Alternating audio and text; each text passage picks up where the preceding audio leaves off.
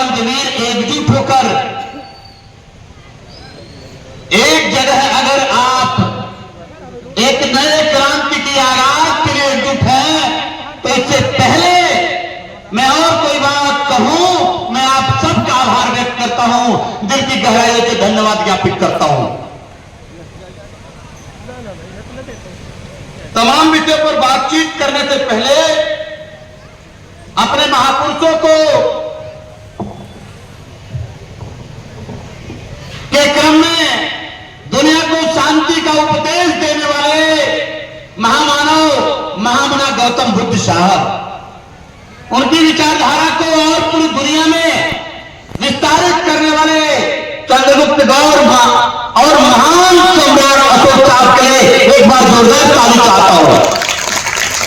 उनकी विचारधारा को और आगे बढ़ाने वाले हिंदवी स्वराज के संस्थापक कमलेरों के बहुजनों के अगुवाकार, वास्तव में छत्रपति नेता छत्रपति शिवाजी महाराज और छत्रपति शिवाजी महाराज की विचारधारा को वास्तव में पूरे देश के कोने कोने में पहुंचाने वाले नायक, छत्रपति की विचारों को जन जन तक ले जाने वाले, शिक्षा के अग्रदूत, सामाजिक क्रांति के नायक ज्योतिबा फूले साहब तथा वास्तविक शिक्षा की देवी माता सावित्रीबाई फूले और माता फातिमा शेख के लिए आप सबसे जोरदार ताली चाहता हूं। इन सब महापुरुषों की विचारधारा को समानता के दृष्टिकोण में अंग्रेजी गुलामी राज में लागू करने वाले, भारत में पहली बार आरक्षण लागू करने वाले, वर्ण व्यवस्था को बताकर बहुजनों के राज को स्थापित करने की कल्पना लेकर चलने वाले, अगर सीधे शब्दों में कहें तो डॉक्टर अम्बेडकर के अगुवाकार छत्रपति साहू जी महाराज, एक बार जोरदार ताली चाहता हूं छत्रपति साहू जी महाराज के लिए। और छत्रपति साहू जी महाराज तथा महापुरुषों की विचारधारा को भारतीय संविधान में एक एक पन्ने पर उकेरने वाले, पूरे दुनिया में सिंबल ऑफ नॉलेज कहे जाने वाले, वास्तव में हमारे आपके सबसे बड़े नायक, अगुवाकार, दलितों पिछड़ों के हाथ पकड़ करके व्यवस्था में स्थापित करने वाले संविधान निर्माता डॉक्टर भीमराव अम्बेडकर साहब, एक बार जोरदार ताली चाहता हूं महानायक के लिए। तथा पूरे भारत को एक बूंद रक्तपात किए बगैर, ठीक कहा मेरे अगले वक्ता ने, बुद्ध की असली महामना तथा कट बुद्ध के असली विचारधारा को भारत में लागू करने की परिकल्पना लेकर चलने वाले, 565 रियासतों को एक करने वाले, कितना भी उपमा दे वो कम है, हम सबके नायक लौह पुरुष सरदार वल्लभ भाई पटेल साहब, एक बार जोरदार ताली चाहता हूं। तदुपरांत आजादी के बाद उत्तर भारत के लेनिन कहे जाने वाले, वास्तव में वंचितों के रहनुमा जगदेव बाबू कुशवाहा साहब, पेरियार लड़ाई यादव साहब, तदुपरांत महामना डॉक्टर रामस्वरूप वर्मा साहब और बहुजनों की आंगुली पकड़ करके राजनीति का कहरा सिखाने वाले हमारे नायक, बहुजन नायक कहे जाने वाले मान्यवर कांचीराम तथा डॉक्टर सुनीलाल पटेल साहब, एक बार जोरदार ताली चाहता हूं। साथियों, आज उन दो महापुरुषों के सच में पहली बार भारत में ऐसा हुआ है कि महामना गौतम बुद्ध और सरदार पटेल साहब की प्रतिमा का अनावरण एक साथ हुआ है। वो शब्दों का मेल नहीं, वो विचारों का मेल है। मंच पे मंचासीन आज के मुख्य अतिथि, वास्तव में बहुजन नायक, हम आपके विचारों को सदन में बहुत तेजी से आवाज उठाने वाले आदरणीय सांसद जी और बलिया से चल के आए माननीय विधायक जी तथा मंच पर तमाम हमारे अतिथियों के साथ गुजरात से चलकर आए अनामत आंदोलन, पाटीदार अनामत आंदोलन के तनायक अगुआ चिराग भाई पटेल साहब, एक बार जोरदार ताली चाहता हूं उनके लिए।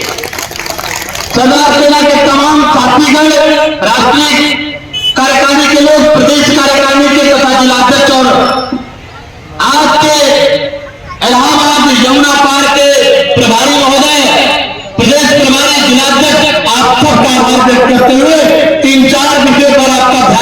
आयोजित करना चाहते हैं। आपको इस बातों को बताना बेहद जरूरी समझता हूं। एक तरफ पूर्व कहते हैं शांति के रास्ते देश को आगे बढ़ाया जा सकता है। आप जरा सोच के देखिए, देश का आपका जो हिटलर नायक है वो जब विदेश जाते हैं तो वहां कहते हैं बुद्ध, हम बुद्ध की धरती से आए हैं, लेकिन जब भारत में आते हैं तो यहाँ युद्ध की रास्ते को अख्तियार करते हैं। ये दोहरे तंत्र के लोगों को आपको समझना पड़ेगा। साथियों, सरदार सेना आई है, एक नई रोशनी लाई है और सरदार सेना ने ठाना है जाति जनगणना करवाना है। सरदार सेना ने ठाना है पिछड़ों को न्याय दिलाना है। सरदार सेना ने ठाना है घर घर रोजगार पहुंचाना है। ये सरदार सेना का विचार है। साथियों, दो तीन विषयों को आप सबको समझना पड़ेगा। हमारे अगले वक्तागणों ने बहुत मजबूती से आप सबके बीच में बात रखी है। सरदार सेना के विचार को बता देना चाहता हूं। यही इलाहाबाद है जब कुरान में हमारे भाई की तथाकथित मनुवादियों ने चौराहे पे हत्या कर दिया तो बनारस, मिर्जापुर, पूरे प्रदेश के लोग आकर के खदेड़ने का काम करते उसी कुरान में और मनुवादियों को छठी का दूध याद दिलाया था इसी सरदार सेना के लोगों ने। साथियों, यही प्रयागराज है। हमारी एक बहन के साथ जब दुर्दांत का अपराध हुआ तो बनारस से लेकर पूरे प्रदेश के हजारों लोग आए और यहीं पे हमारे बेटी बहन को न्याय दिला करके तब तो हम लोग वापस हुए थे यही बनारस से। 24 घंटे के अंदर एफआईआर जो 4 दिन में लिखी गई थी वो एफआईआर 24 घंटे के अंदर लिखा गया और 4 अपराधी, 4 बलात्कारी, गैंग रेप आरोपी चारों 24 घंटे के अंदर जेल गए। बनारस के अंदर जो दिलीप पटेल दिव्यांग की हत्या हुआ 4 दिन तक नहीं पकड़े गए वो मनुवादी हत्यारे, लेकिन 4वें दिन जब हजारों लोगों को लेकर के आंदोलन हुआ उसी 24 घंटे के अंदर वो तथाकथित जो 10% वाले लोगों में से एक अपराधी था वो दर्जनों अपराधियों के साथ पकड़ करके जेल भेजा गया। ये काम सरदार सेना करती है। साथियों, पूरे देश के कोने कोने में जहां पिछड़ों के खिलाफ अपराध बढ़ता है वहां सरदार सेना की आवाज पहुंचती है और हजारों के तादाद में सरदार सेना न्याय दिलाने का काम करती है। साथियों, आज तो बात छिड़ गई है। आपने सुना सदन में अभी कुछ ही दिन पहले देश का गृह मंत्री जिसके ऊपर देश की शासन प्रशासन की व्यवस्था है उसने क्या कहा मालूम?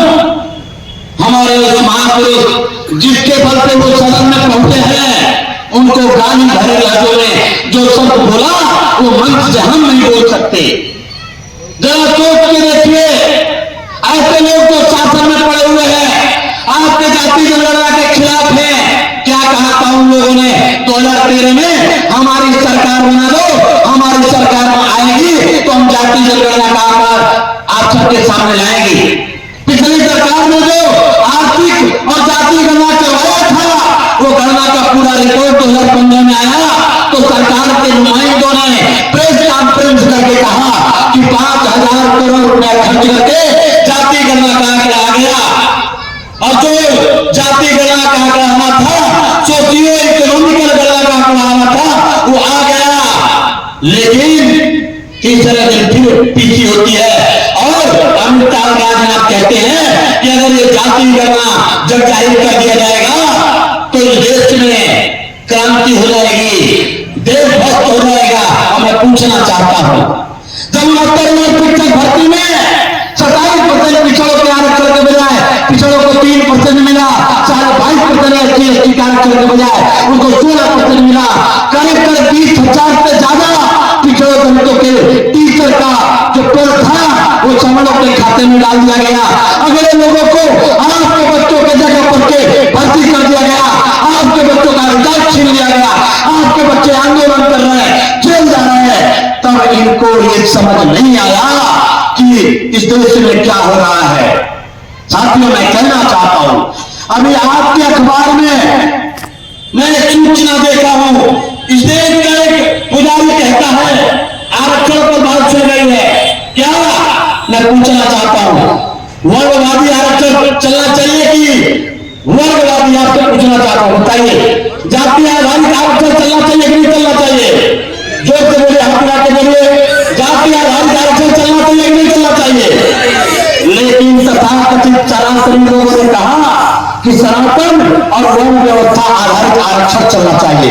उनका कहने का आशय है कि जो सदियों से कुंडली मारकर मंदिरों और आपके सुप्रीम कोर्ट में बैठे हुए वर्ण व्यवस्था के लोग हैं, 3% वाले लोग हैं, उन लोगों का आरक्षण वर्णवादी सनातन व्यवस्था का आरक्षण चलना चाहिए।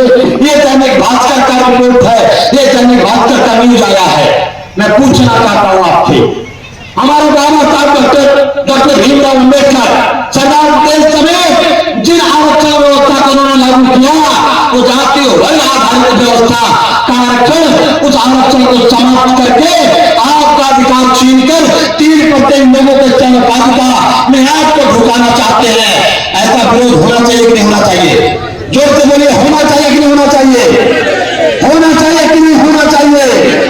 मेरे साथियों, ये सनातनी लोगों ने कहा मौजूदा आरक्षण मॉडल राष्ट्र को कमजोर कर रहा है। ये दैनिक भास्कर में अनुप्रयाग के कुंभ में ये आया हुआ एक संत बोलता है, दैनिक जागरण की हेडलाइन बनती है, दैनिक भास्कर की हेडलाइन बनती है, अमर उजाला की हेडलाइन बनती है। इसीलिए बात मैं कहने आया हूं सरदार तिलक दिवस के अवसर पर।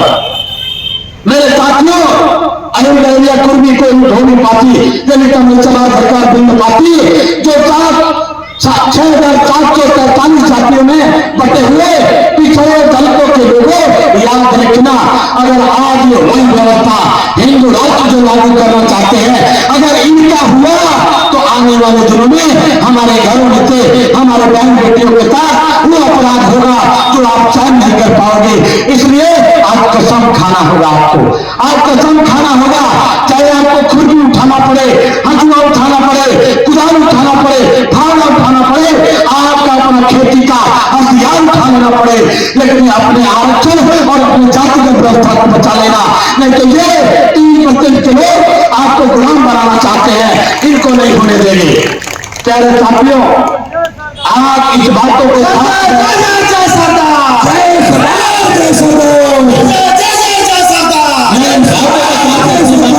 कहना चाहता हूं, एक डेढ़ बैटरी का बाबा है, 1.5 बैटरी का, पता नहीं उस 1.5 बैटरी में इतनी रोशनी भी है कि नहीं है। वो कहता है कि दलितों को पैर बनाना चाहिए, केवल पिछड़ों को खेती करके केवल चावलों को खिलाना चाहिए। हम इस व्यवस्था के विरोध में नहीं है कि तुम्हारी जो वर्ण व्यवस्था है, हम वर्ण व्यवस्था के उन तमाम चीजों के विरोध में है। मनुस्मृति किसी भी हाल में स्वीकार नहीं है। ये सरकार के मन से बोलना चाहता हूं साथियों। बाबा साहब का संविधान चलेगा और सरदार पटेल का बनाया हुआ लोकतंत्र राष्ट्र चलेगा। इसके अलावा तुम्हारे वर्ण व्यवस्था की संविधान कतई बर्दाश्त नहीं है। साथियों, मैं अंतिम बात कहकर आप सबसे इस बात को ललकार के कहना चाहता हूं, अपने घर में जब जाना तो जय भीम जय सरदार जय संविधान का नारा याद रखना। हम बोलेंगे यहाँ पे जय सरदार, आप दोनों हाथ उठाकर बोलना जय जय सरदार, जय सरदार। थोड़े और जोश चाहिए, जय